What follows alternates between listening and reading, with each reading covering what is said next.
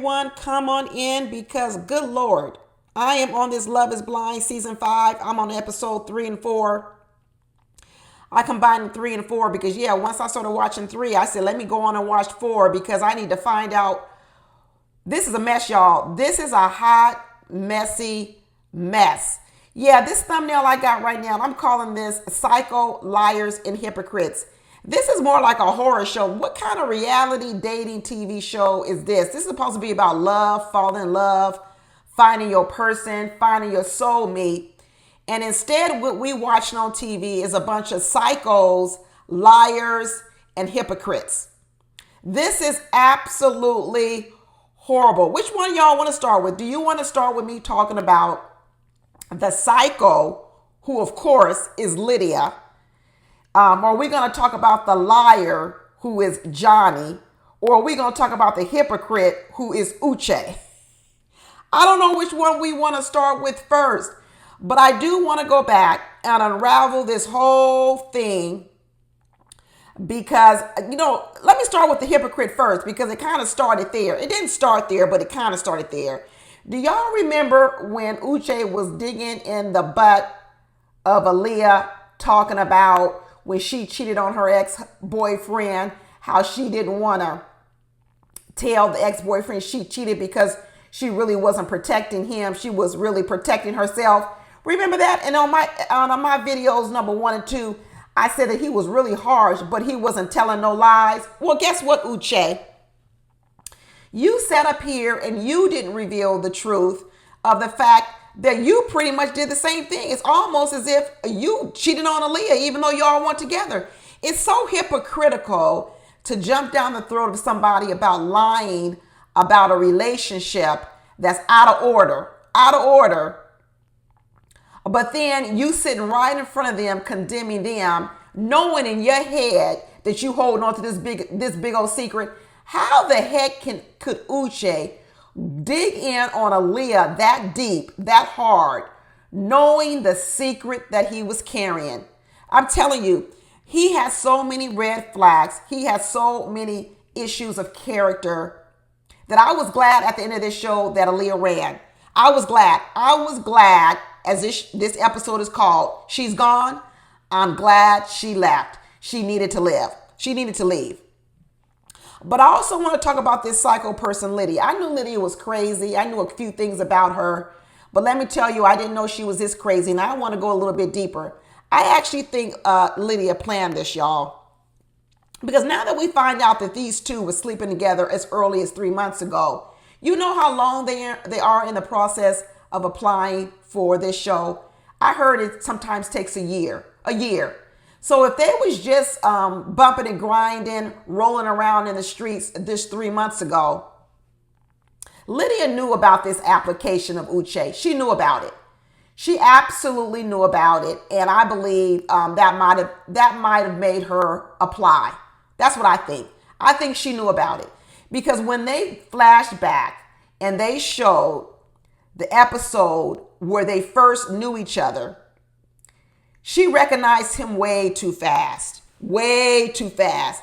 It was almost like she said later on, I know his breath. I know his breath. It was almost if she was expecting to meet him in the pods, and the minute he showed up, she was ready to tell him right away who she was. I believe that Lydia is almost darn near like a stalker. I think she's almost like a stalker, and she knew long ago that this man was going to be on this show, and she came back here because let me tell you, once she found out he was on the show and they met in that pod, what does this crazy psycho woman say? She says, well, maybe this is by divine, whatever. She said, divine order. Maybe it means we need to start over. And Uche was like, no, I don't think that's what that means. I don't think that's what that means. But I think Lydia looked at this as an opportunity to get back and have another chance in a serious way with Uche. It was Lydia who was trying to start from ground zero. It was Lydia. But later on, she lies to Aaliyah and she tells Aaliyah that it was actually Uche who wanted to start from ground zero. It's so many lies floating around in this episode, I can barely keep them straight. I can barely keep up with all these lies. Uche might need to get a restraining order on Lydia. He might need to get a restraining order because the way she was running down his whole life, the color of his car, what he does, how he breathes, all this stuff she was spilling to Aaliyah. Aaliyah didn't want to hear that.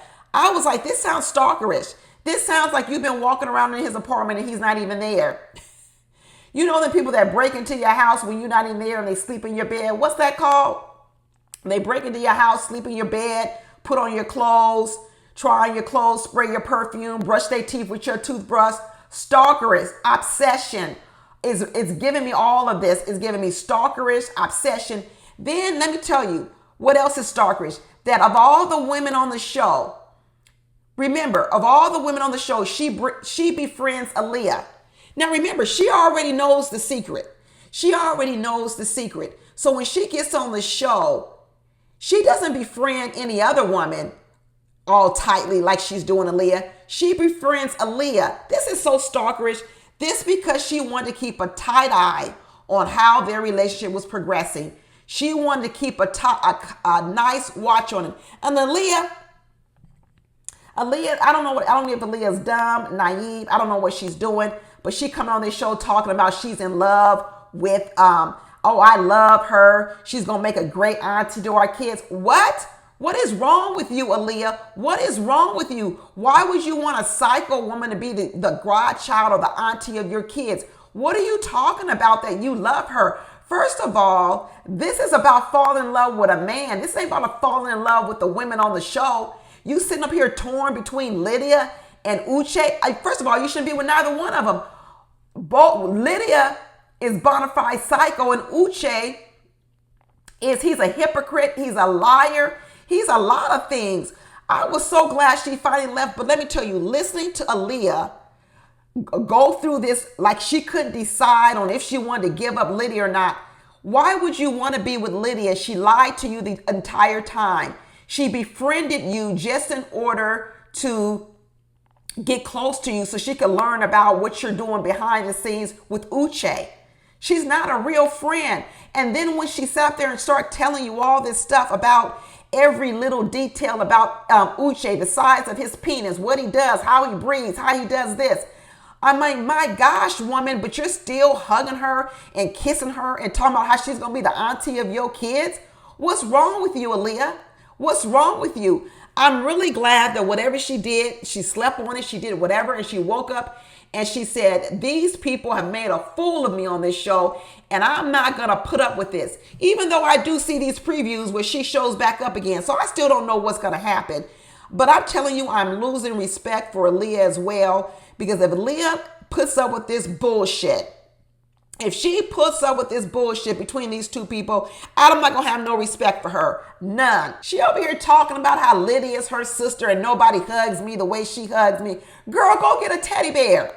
Go get a stuffed teddy bear. What are you talking about? You're in love with this woman. You love this woman. What is going on, people? And then when she tells her, you know what, we had sex 3 months ago. And then, Aaliyah uncovers another lie by Uche because Uche sure left that out. He surely conveniently left out the fact that it was just 3 months ago that these two was rolling around in the sheets. Lydia is weird AF. Lydia is weird AF. She's a bona fide psycho. I would get a restraining order on her. I would absolutely get a restraining order on her. And her lies didn't end up with Uche. Then she starts coming back.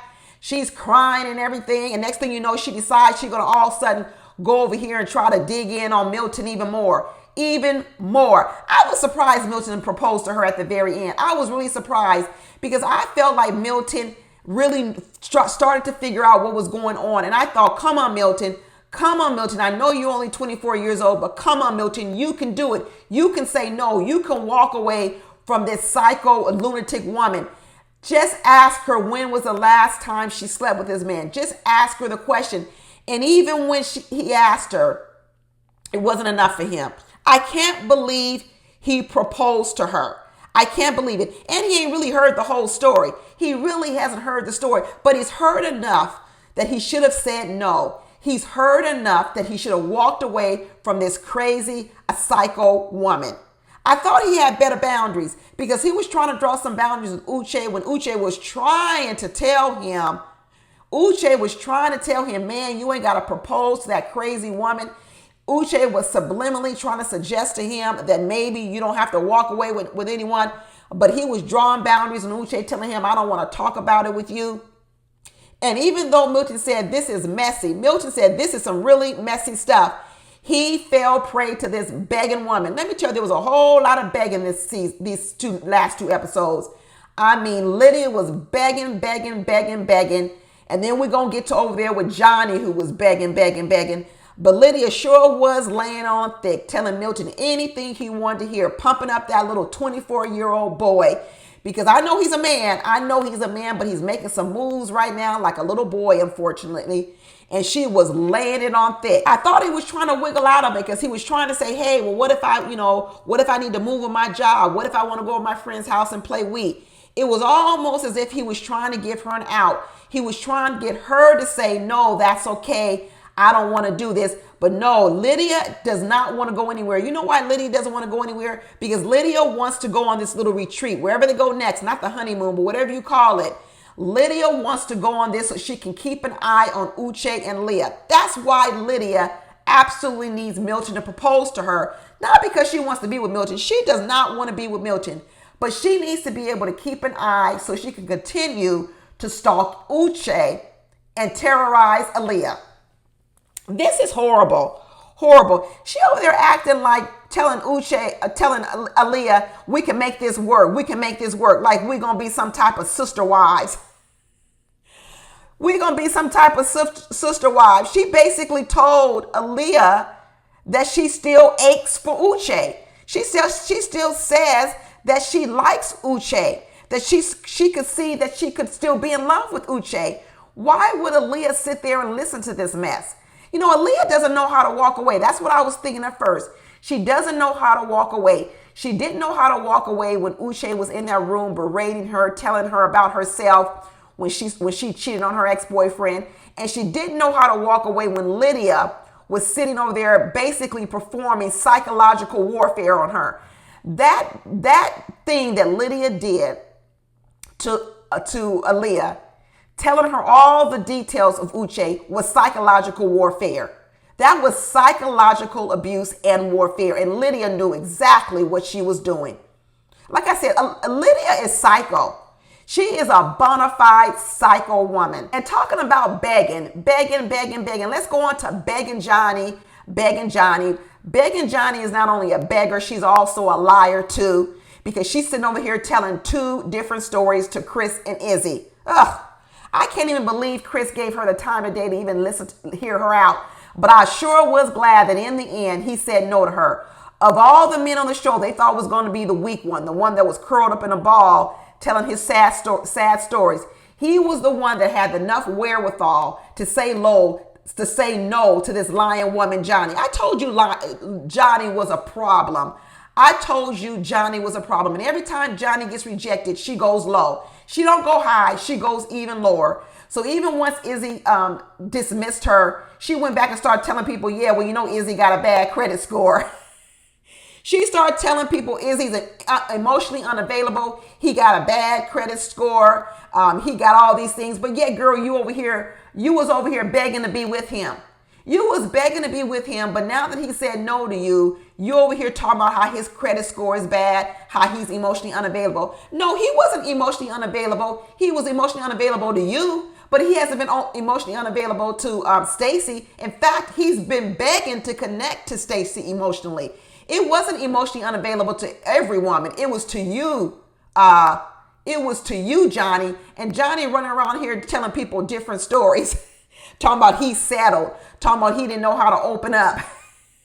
Girl, she's such a liar. She's such a liar and a manipulator. Johnny better be glad he didn't choose Izzy, because all they was gonna do over there was trauma bond. Just like he said, they both got these trauma stories that they like to share. All they was gonna do get over there was trauma bond. And let me tell you, Johnny would get the best of Izzy, because Johnny is a master manipulator. Izzy may have some things about him, but I'm gonna tell you right now, Johnny is a master manipulator, and she's a big old liar, a big one. She sat up there and lied in Chris's face. She sat up there and lied in Chris's face when she started talking about, yeah, you know, most of the time I go for the safe guy. And then she went over there. She sat over there and told Izzy that most of the time she goes for the safe guy, but she's not really in love with him. That's why she didn't want to choose Chris. And then she went over to Chris and told Chris the complete opposite. Woo! Johnny's a liar, man. She's a liar and a manipulator. But then she said she wants someone to love her for who she is. What? Love her for your lie? Well, stop lying, and then maybe we'll know who you are. Maybe you need to stop lying, and maybe people will know who you really are. Maybe they will love you for that. But right now, can't nobody love you as who you are. What? Love you as a liar? Girl, Johnny's a mess. Get her off my screen. Ugh. I'm so glad Chris said no to her. I am so glad she is going home. I'm not so sure about this Izzy and Stacey connection. I'm really not so sure. You know, Izzy, he's got so much trauma behind him.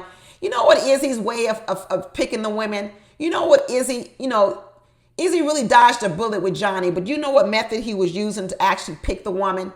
He was trying to pick the woman who loved him the most. He's so afraid of being left. He's so afraid of it. He's actually picking a woman from the wrong position. You know, people forget what vows are. When you have a vow at a wedding, people so much concentrate on dating, what the other person can do for them. In dating, you hear a lot of people talk about what you're going to do for me, what you're going to do for me, what you're going to give to me, how you going to make me happy, how you going to do this, how you going to do that. It's all about getting their needs fulfilled in marriage. That's really what you hear a lot of people out here dating. And that's the way Izzy was picking between Stacey and Lydia. He was so concentrated on what woman was going to love him the most, what woman wasn't going to leave him, what woman was going to give him everything he needed, everything he craved, all of this, all of that. Him. But what he wasn't looking at was what could he provide to the woman. And that's the difference between dating and marriage. It really is. I really wish people would get that there is a difference between dating and marriage. You hear a lot of people out here who are dating, and what they concentrate on is finding a person who makes them happy, who gives them everything they want. But you know what they fail to miss? They fail to miss one of the most important things of marriage and what the vows symbolize. When you are standing up in front of your mate and taking vows in a marriage, you know what you're not talking about? You're not talking about what that person is going to give to you. You know what you're doing in a vow? You're saying, I promise to. I promise to love for you. I promise to care for you. I promise to do this. You're actually concentrating on the things you're going to do for the other person. Isn't that weird that people spend their whole dating time looking for people on what that person is going to do for me? But then when it comes time for the vows are supposed to be what you're going to do for the other person. Maybe in dating, people need to start also thinking about, not can that person make you happy? Yeah, that's part of it. But can you make the other person happy? Izzy is so concentrated on who can make me the most happiest, who can love me the most.